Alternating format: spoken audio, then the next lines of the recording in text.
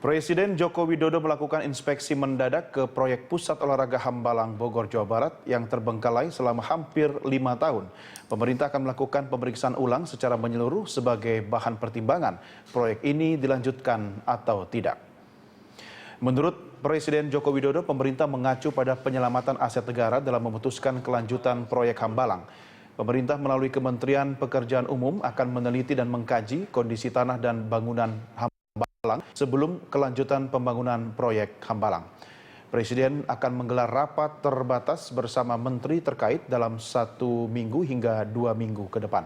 Terkait keputusan kelanjutan proyek Hambalang, keputusan terkait proyek ini diambil secepatnya juga karena besarnya pembiayaan pemeliharaan.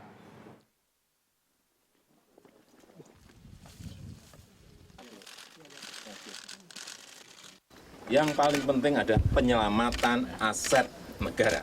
Kuncinya di situ. Arahnya ke sana. Kalau dibiarkan berarti akan kehilangan dana, anggaran, dan aset itu. Jadi ini saya mengajak Pak Menpora, Pak Menteri PU. Yang kedua, Pak Menteri PU juga akan melihat kalau dilanjutkan.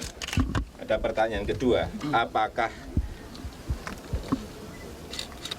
tanah yang labil di sini memungkinkan untuk ini diteruskan. Karena info yang saya terima tanahnya juga labil. Ini juga perlu nanti ada di Balitbank. Balitbank PU akan juga ngecek lagi, teliti lagi memungkinkan atau tidak masalah labilitas tanah. Kemudian juga bangunan. Kalau diteruskan, ya struktur bangunan kan dilihat. Harusnya besinya gede, tapi ternyata setelah dicek di lapangan misalnya besinya kecil. Harusnya fondasi misalnya 3 meter, hanya 1 meter. Nah, ini yang akan dicek semuanya secara total. Nanti tapi sekali lagi ini masih pada proses hukum yang mebel, AC dan lain-lain di kejaksaan, tetapi yang masalah bangunan akan segera kita putuskan secepatnya.